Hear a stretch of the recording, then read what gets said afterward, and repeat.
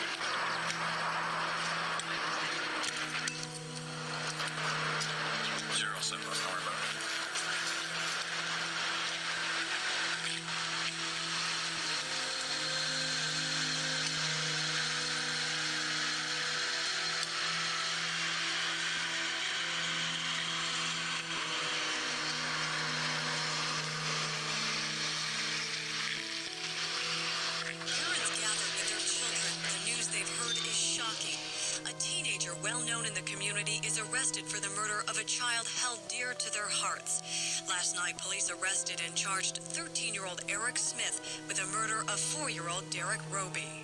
It is now time for us to start over, as our 1.5-year-old son does not understand why his brother isn't riding next to him in the car or eating cereal with him in the morning. The Robys say they'll stay in the community, realizing it will be difficult.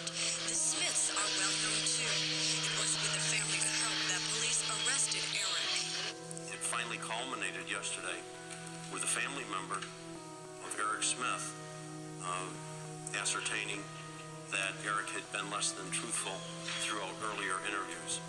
Police say Eric Smith confessed to the killing. The teen is charged with second-degree murder. And while they haven't established motive, police believe it was a random act of violence. Smith is at the Monroe County Children's Center. Meanwhile, children in Savona say they feel safe again on the streets. But parents say there is still a lot of healing that needs to be done. Mary Bubala, News Source 13. Family members say they knew something was wrong with what Eric Smith was telling them. The 13-year-old kept changing his story about what he saw and where he was the morning 4-year-old Derek Roby was bludgeoned to death. Last night, the teen's family brought him to police. Investigators say he confessed to the killing. I interviewed Eric Smith, and at that point, we obtained the truth from him. Smith is charged with second-degree murder. Word of the teen's arrest spread quickly. For over a week, the community has agonized over why someone would kill a 4-year-old. They still don't have many answers. There does not seem to be a reason behind the choice of Derek Roby other than that he happened to be walking down that street on that day at that time. What's more shocking to the people here, apparently Eric Smith gathered with everyone the morning Derek Roby's body was found. 12-year-old Rick Bulkey and many adults saw Eric standing near the police command post. It disturbs them now, but it's still hard, some say, to believe he's a suspect. He was like a really funny kid and he was really nice. He was troubled, but you know, today, so many of our children are troubled. For the murder victim's family, it's overwhelming that a village teen is a suspect in their son's death. We will stay within the community, but not on this street. Derek Roby was murdered several hundred feet from home as he walked to camp. Mary Bubala, News Source 13. Good evening. What drives a child to kill another child? That's the heart-wrenching question being asked in a tiny New York village where a jury today began considering the case of a 14-year-old boy on trial for murder. His victim, a 4-year-old boy. There's no doubt the teenager did it. He confessed. But is he responsible? His attorneys say no. And as Deborah Roberts explains, they came up with a controversial defense that attempted to trace the crime to something that happened before the killer was even born. With a controversial defense that attempted to trace the crime to something that happened before the killer was even born. Savona, New York. Population 972. A quiet rural town nestled in the hills upstate. It's a great place, folks say, to raise your kids and forget the world's problems. 4-year-old Derek Roby's mom also used to think of Savona as a safe, sheltered town until one morning a year ago. She decided to let Derek walk by himself to a day camp just down at the end of this street. There's nothing unusual about that since everybody here knows everybody else. But Derek never made it. Later that day, police found his battered body in a wooded area just yards away from the camp. The only thing more shocking than the crime was the identity of the killer. A freckle-faced redhead named Eric Smith, who was 13 when he confessed to the killing just a few days after Derek's body was found. Eric enticed him into a wooded area that's adjacent to McCoy Street, and once there, killed Derek Roby by means of choking him as well as trauma to his head and body. Eric also admitted to sodomizing Derek with a stick and torturing him. Eric also admitted to sodomizing Derek with a stick and torturing him.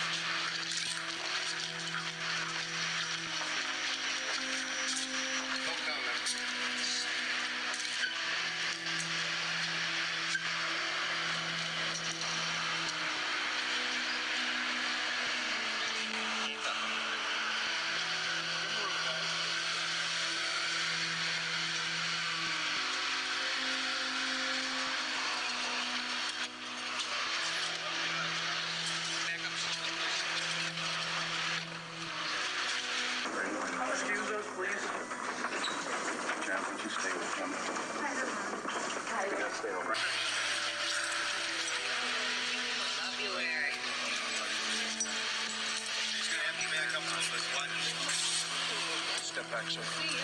Watch yourself, Derek. Take care of yourself, buddy. I love you.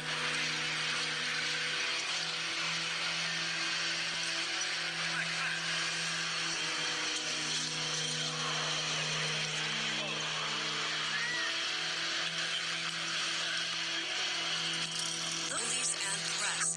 Already inside Dale and Doreen Roby, police accuse Smith of killing their 4-year-old son, Derek.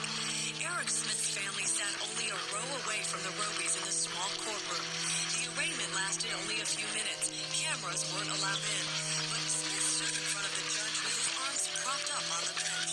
He listened as his attorney, Kevin Bradley, asked for Smith's case to be transferred from town to county court. No plea was entered. Bradley says he will defend Smith against a confession police say the 13-year-old made to the killing. A rape case where my client confessed he was innocent. He was found not guilty. In court, Eric Smith also waived his right to a preliminary hearing. The case now most likely goes to a grand jury. Because of the nature of the crime, Eric Smith would then be tried as an adult. While that may seem too extreme for such a young boy, authorities point out a crucial difference between the two boys' lives. Frank? It isn't destroyed in the same way that Derek Roby's has been destroyed. To the school where Derek Roby would have gone for kindergarten. In the gym, they gathered to celebrate his young life. He was 4 years old, but Derek DJ Roby made a lasting impression. To his father, he was a people person. Anyone who passed our corner, we live next to the Church of the Good Shepherd, I'm sure received a wave or a yell from him. He enjoyed his time, and he lived every moment. Ask anybody that knew him. A lot of people knew Derek in this small town. Even those who didn't have been touched by his death.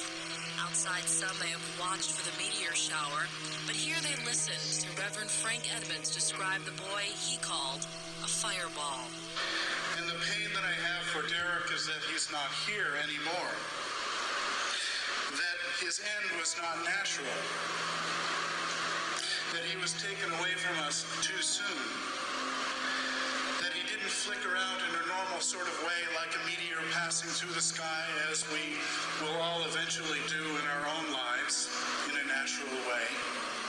We never heard him speak until now. When you look in a mirror, what do you see? Me. Red-haired kid. Freckled glasses. That's a normal kid, just like anybody else. There are many here in Savona who tell us they will not be watching Eric Smith's first interview or any other coverage of this case. They say they're tired of talking about it and want to forget. But others say it's wrong to forget what happened here.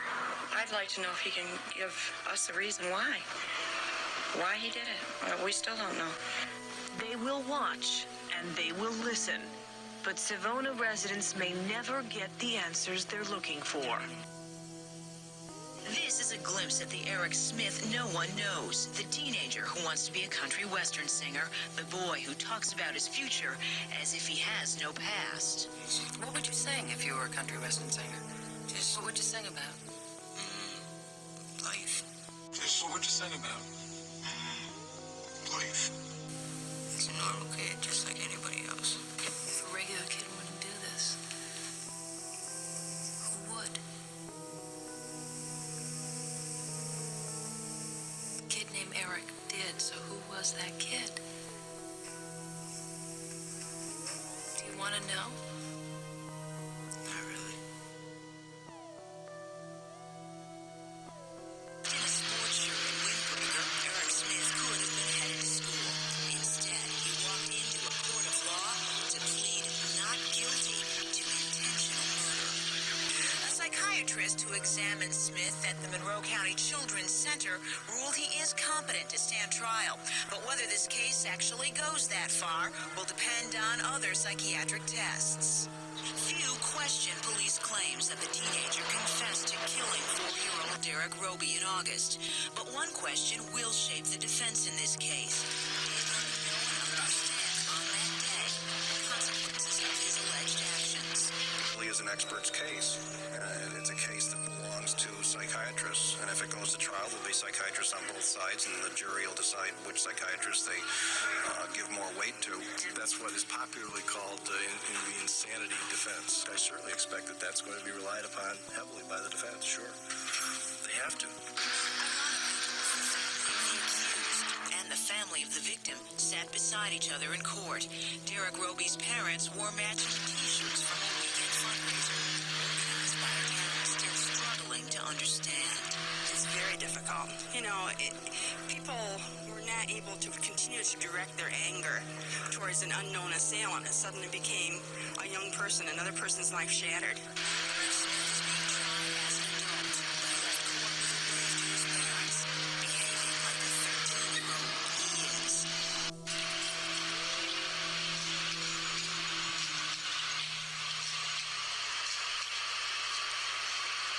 There really is no middle ground in a case like this, based on what we know now. It can change, anything can change. Whenever Eric Smith is brought to court for a hearing, expect to see Dale Roby. Roby is the father of the 4-year-old boy who police say was... Represent Derek and my family and let people know, why this is going on and not forget the one that's not here. Smith's attorney says police misled the 13-year-old. Kevin Bradley says police never told Eric he could face second-degree murder charges if he talked. But District Attorney John Tunney disagrees. I was there, primarily because I understand what the evidence is. I understand how the investigators dealt with Eric Smith, and I simply don't believe that Mr. Bradley's assertion. A judge will decide whether Eric's confession can be used in court, and when the trial begins, Dale Roby will be in the courtroom listening and remembering his son. This is my Christmas present from Derek.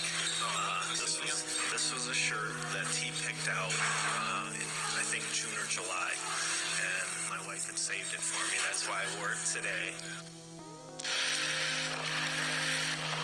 He said he knelt down by Derek, right in the right part area where he had hit him with his rocks all these times.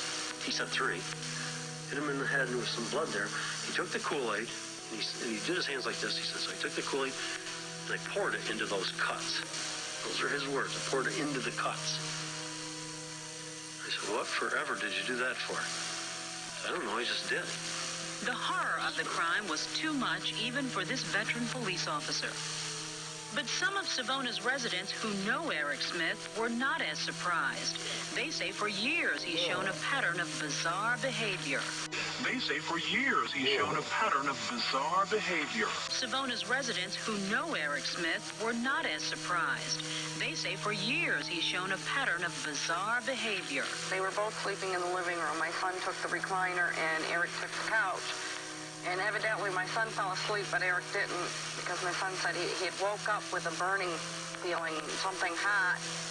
And when he totally woke up, Eric had a lit cigarette laying on his nose. He'd burned his face with the cigarette. When Eric was about 9, he used a clamp from a vacuum cleaner to slowly strangle the cat to death. And what could cause such violent behavior in a child? The defense has an explanation. Eric Smith suffers from a mental disease that can be characterized as a rage disorder. In fact, defense lawyers say rage disorder consumed this innocent-looking teenager and led him to commit the most horrible act of all, the bludgeoning of little Derek Roby. He builds up inside himself from whatever sources produce anger. He builds up rage. And it doesn't express itself. Then the rage explodes. Joe Pelch is one of Eric Smith's defense attorneys. Is he a murderer? Absolutely not.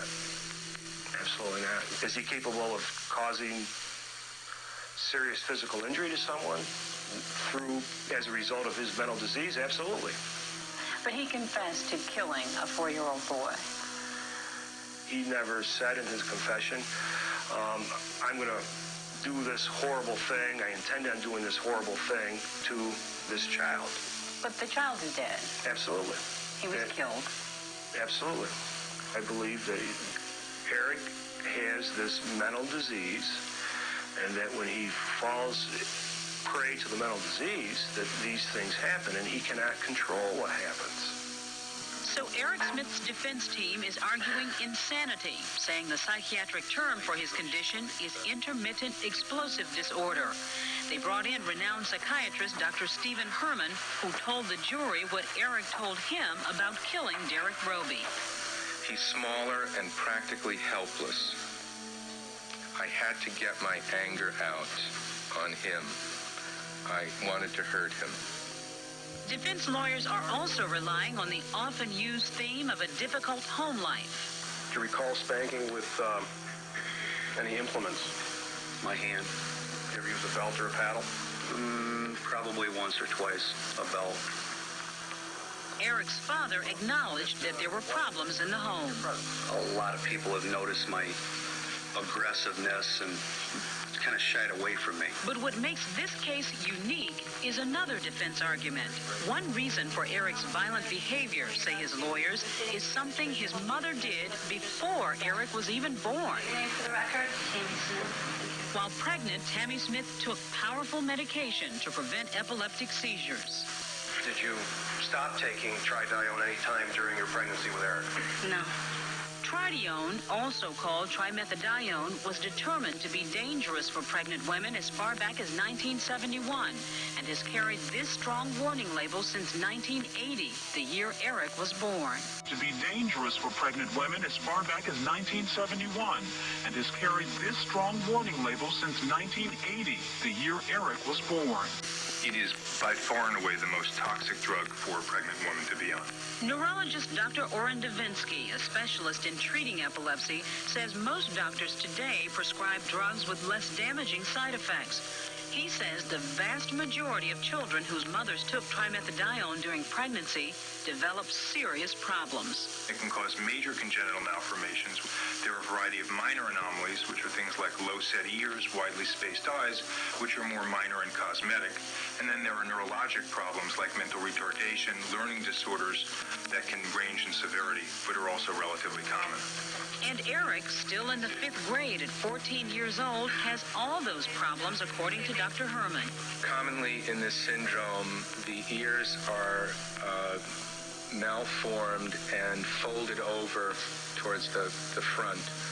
And over time, he testified, those physical problems and the taunts they brought on from other children contributed to Eric Smith's uncontrollable rage.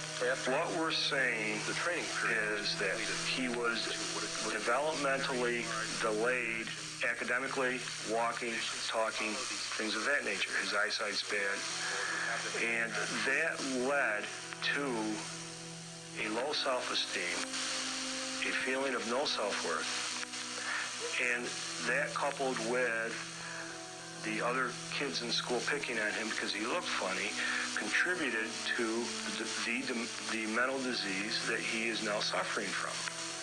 But you know, a lot of people will hear your defense and roll their eyes and say, here we go again, another excuse defense. We are not looking for an excuse as to why Eric did this horrible thing. We are looking for the truth. Kevin Bradley's job has already started. He will look for a jury who will accept psychiatric reasons for a brutal killing. Police say Eric Smith lured 4-year-old Derek Roby into a field, choked him, then beat him to death with a rock. District Attorney John Tunney will build his case on an alleged confession. Today, he is looking for jurors who will be able to blame a boy for murder. He must prove the murder was intentional. The defendant's grandmother is among a handful of family members who is here today. In this small courtroom, she must sit just a few seats away from the great-grandmother of the victim. Because of all the publicity this case is getting, a pool of 800 potential jurors has been prepared. There are over 20 different media outlets here today, including some members of the national media. There are also some signs that all of this publicity is having an effect on potential jurors. Today, 8 jurors were dismissed because they said they could not keep an open mind in this case. Jury selection is supposed to take 3 days, and then the trial will begin. In Bath, Jane Flash, News Source 13. The law guarantees Eric Eric Smith a jury of his peers. In some ways, that is impossible.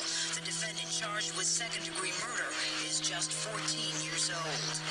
Derek Roby was just 4 the day he was found bludgeoned to death in a field 300 yards from his home. Today, his great-grandmother sits in a small courtroom wondering if justice can be found. It's hard. I'm the great-grandmother of that little boy, and no matter what's done, I'll never bring him back again, so that's all I can say. No one is disputing the facts in this case. Eric Smith allegedly confessed to choking, sodomizing, then killing his victim. Allegedly confessed to choking, sodomizing, then killing his victim. Attorney John Tunney must prove it was intentional. He will be fighting a psychiatric report that labels Eric Smith as someone prone to temper tantrums, including episodes when he banged his head repeatedly and held his breath. Defense attorney Kevin Bradley says the teenager suffers from a brain defect caused by epilepsy medicine taken by his pregnant mother, that he could not, on the day of the murder, control his actions. The jury heard 2 compelling arguments today. The prosecution built a story of a 4-year-old savagely beaten by his neighbor. But Eric Smith's defense team told the jury he was driven to it by a fit of rage and should not be held accountable for his actions. Eric Smith sat without expression, even when listening to these words spoken by the prosecutor. He's about that tall. He weighed 40 pounds. Lived 4 years and 10 months. And that person killed him. We will prove beyond any doubt that on August 2nd, 1993, in the village of Savona, here in Steuben County, Eric Smith choked and battered the young life out of Derek Roby. This is not an okay person, but that's a far cry from the legal conclusion that he's not responsible. Prosecutor John Tunney dismisses the trimethadione defense, calling it a reach. It may well account for his funny ears. Beyond that, it says little or nothing. Eric Smith never testified on his own behalf. The question is, will the jury believe that this teenage killer was himself a victim of problems out of his control? Yesterday, they heard closing arguments. Clearly, the elements that have been proven here are Eric Smith suffers from a very serious mental disease, such that he ought to be confined in a psychiatric institution. Eric Smith's emotions are not extreme. We're talking about anger, disappointment, maybe some jealousy. I mean, that's garden variety stuff. It's the raw material of virtually every adolescent's life. The emotions were not extreme at all. It was his conduct that was extreme. Just half an hour ago, the jury ended their deliberations. The verdict was unanimous. Yes. So you find the defendant guilty of murder in the second degree? Yes. Eric Smith now faces a minimum of 5 years to a maximum of life in prison. The defense says it will appeal. Meanwhile, the residents of Savona are left to wonder if anything could ever explain how such a tragedy could have happened here. Once again, we should emphasize, for the nearly 1 million women in this country of childbearing age who use epilepsy medications other than trimethadione, there's hardly any chance the drugs you're taking will affect your baby. What do you think about the case of Eric Smith? Should a confessed killer be allowed to blame a drug his mother took before he was born? Or should he be held responsible? Psychiatrists and attorneys agree Eric Smith needs to be put away, but they disagree on where. The prosecution wants him in prison. The defense wants him in a psychiatric center. Where Eric Smith ends up likely depends on which psychiatrist the jury believes. I feel that during that time of the killing, Eric was in an altered state of mind. Today, Dr. Stephen Herman told jurors Eric Smith is mentally ill. The doctor who's testifying for the defense says Smith suffers from pathological rage attacks. He says the worst outburst came when Eric lashed out at Derek Roby, killing the 4-year-old last August. I said, "What was it about Derek, Eric?" And he said, "He's smaller and practically helpless." And he said, "He's smaller and practically helpless."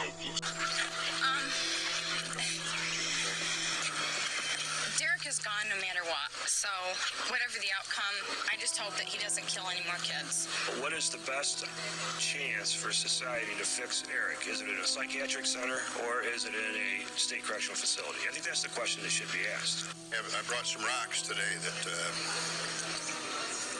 Derek handled.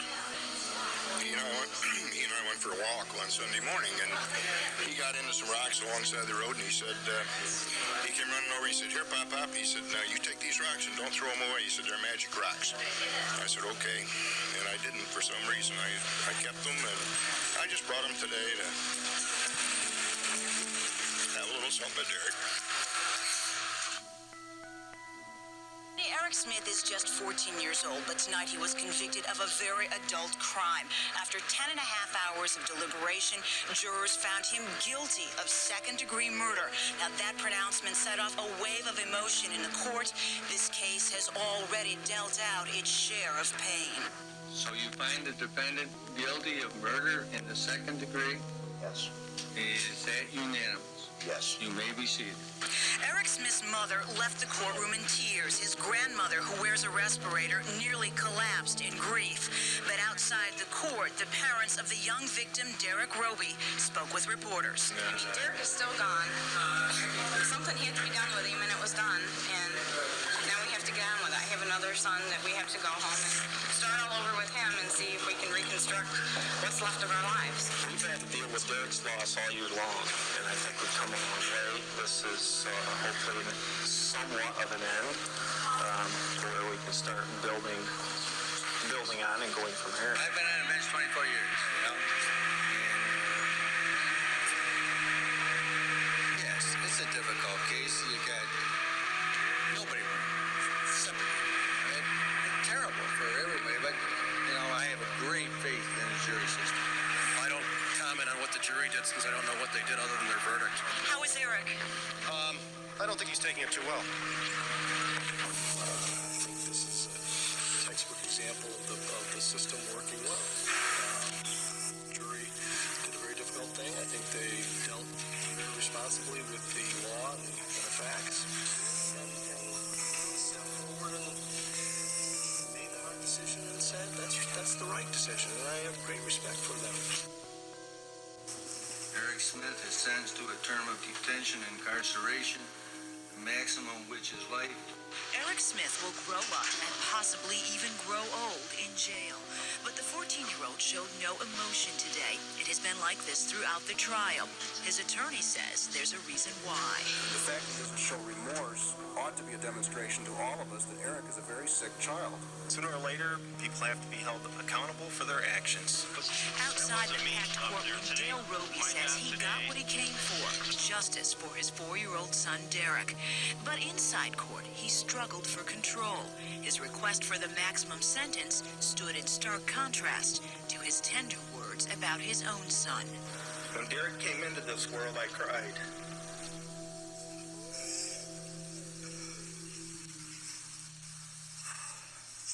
And when Derek left this world, I cried. Eric Smith's mother left court without comment, reflecting in her face. Her feelings were clear. From the beginning, pain has punctuated this case of 2 boys.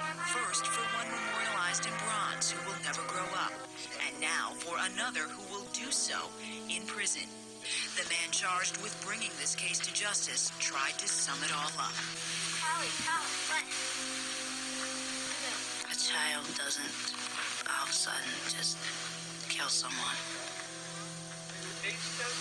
Something went terribly wrong, and I don't know why, and I might not ever know why. It is the first question that comes to mind whenever Tammy Smith glances around her living room. Everywhere she looks, her treasures are framed in moments of time that now seem so long ago. There is her older daughter, Stacy, the baby of the family, Holly, and then there is the middle child, the only son, Eric.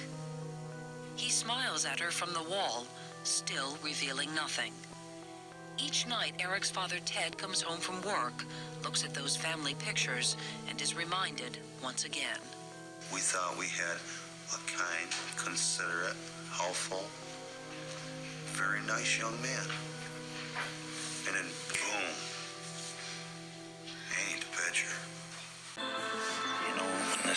thing was done, I think everybody, including myself, thought it was an adult.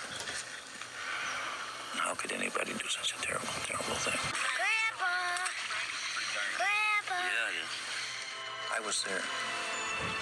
I was there when my grandson confessed.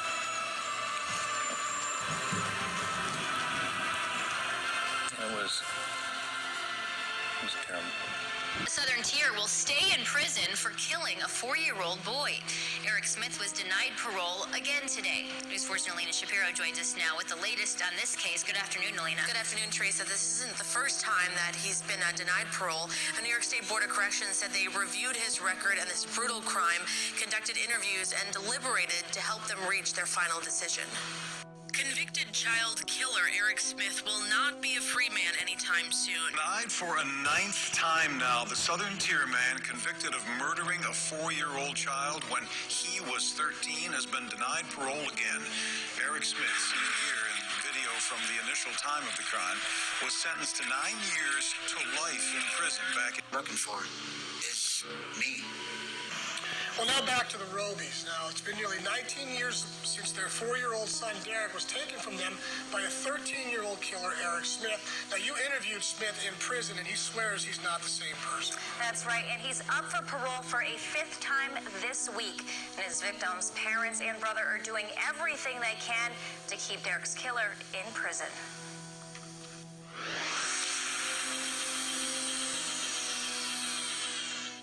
I just remember him always watching over me, wanting to make sure I didn't get in trouble, and just always caring for me.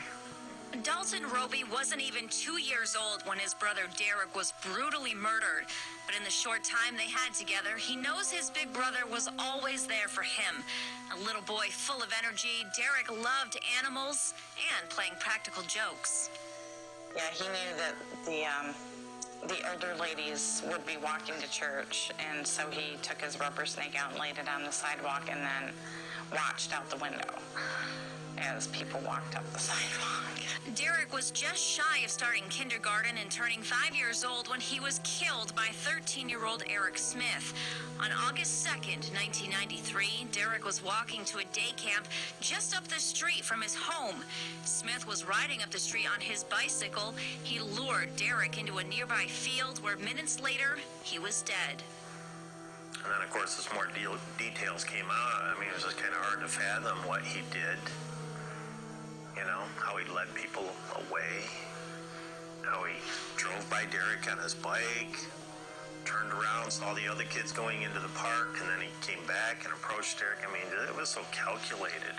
Smith was convicted of second-degree murder in 1994 and sentenced to 9 years to life in prison. Now he's 32 years old and up for parole a 5th time, an opportunity he gets every 2 years. Dale and Dory say it's their mission to make sure he stays behind bars. So it's very, very important we do what we can. And it's all we can do for Derek. Dalton, Dory, Dale, and members of the community submitted more than 100 letters to the parole board, fighting to keep Smith in prison, afraid he might someday hurt someone else. I mean, if I didn't do that, if I didn't fight every 2 years, and he was released, and then he did something to somebody else, I could never forgive myself. Dale also makes a video for the parole board, a montage of Derek's short life. If I had only known it was my last night by your side. Even though Derek's time with Dalton was cut too short, he says there's lessons to be learned from Derek's life. He enjoyed life. He lived it to the fullest he could. It shows we all need to do that. Smith took away Dalton's big brother, his protector, the person who would have been Dalton's best man at his upcoming wedding. Where would he be, with me? What would we be doing? The nights that I could be sitting on the porch talking to him about my day, it's just, I lost my best friend. Dalton wonders what life would be like if Derek were still here today, but knows his big brother would still be looking out for him. It feels good knowing, he's always there. And I think he's always there. The number of years that keep going by, you think, well, somebody may think that he's been in there long enough and they're going to give him a chance. That's the fear Dory, Dale, and Dalton Roby have every 2 years when Eric Smith comes up for parole. I know my actions have caused terrible loss in the Roby family, and for that I am truly sorry. I've tried to think as much as possible what Derek will never experience. His 16th birthday and Christmas, owning his own house, graduating, going to college, getting married, his first child. If I can go back in time, I would switch places with Derek and endure all the pain I've caused him. If it meant that he can go on living, I'd switch places, but I can't. So after quite a few years of verbal abuse and having been told that I'm nothing, I shut down my feelings so I wouldn't feel the emotional pain which made me vulnerable and weak. But the damage was done. I began to believe that I was nothing and nobody, and my outlook on life was dark. I felt when I went to school I was going through hell because that's what it was for me. However, minor or major, each abuse situation, it all adds up, until it gets to a point where the individual cannot take anymore. After a while, they may cope in a horrific way or take their emotional anger or rage out on someone who had done nothing to bring on such violence, like Derek. Not because they're evil or satanic little kids, it's because they want the abuse to stop, and it's the only way they know how to. Although each case is different, there is always the underlying fact that the kids who did these unthinkable crimes endure years of abuse, whether at school, at home, or both. I had issues at home, but I'm not going to talk about that. You may think I'm a threat to the well-being of society, and I can understand why you would feel like that. The fact is that I'm not. I'd be an asset to society. Our sentence is life. I think his needs to be longer until he can either not hurt anybody, not be a threat to society, whether that's 85 years old. The Robys have been dealing with this for several years now, but this year was different. It's hard celebrating holidays, birthdays, and milestones when each passing one means it's closer to the time Derek's killer comes up for parole again. A little tired, run down, and I think this year myself being a little angry. We've done it, for so many years. Let's help somebody else. Dale and Dory say they came up with the idea to push for legislation that would extend the amount of time between parole hearings for people convicted of heinous crimes. So I would like to see something done to give an opportunity to do more than 2 years for extreme cases such as ours. People spend more time in jail for I guess not so sensitive crimes. People spend more time in jail for, I guess not so sensitive crimes. Trying to play it off like it's nothing, but if somebody was, a rapist, a child molester, or something like that, they're scarred with that their entire life. And, they move in next door, they have to be registered. The whole community has to know about it. People are worried about that. But then they try and play it off like, this is nothing. He was a kid. What does it matter? Well, I think it does matter. Dale and Dory say they know if a law is passed, it most likely wouldn't affect their situation. Smith would still be eligible for parole every other year. But perhaps it could ease the minds of other families who have loved ones taken from them too soon. For now, they wait for news if Eric Smith will remain behind bars for another 2 years, or if he'll become a free man. I just feel it's my job to do everything that I can to make sure that he doesn't. Ago today, convicted Steuben County child killer Eric Smith appeared for a parole hearing for the 11th and final time, setting in motion a months-long process of his release from prison. Setting in motion a months-long process of his release from prison. Headline today that brings us back 3 decades when Eric Smith was sent to prison as a young teenager for murdering a 4-year-old child. Today, Eric Smith is a free man. The State Department of Corrections says Smith was released today from the Woodburn Correctional Facility in Sullivan County and will live in Queens County on parole. Christian Garzone has the latest on Smith's departure from prison today. Christian. Well, Adam, Teresa, we're told Smith is going to live with his mother, Tammy Smith, and will then get an apartment or a house with his fiancée somewhere downstate in Queens County. We're told that's a sigh of relief to residents in Steuben County.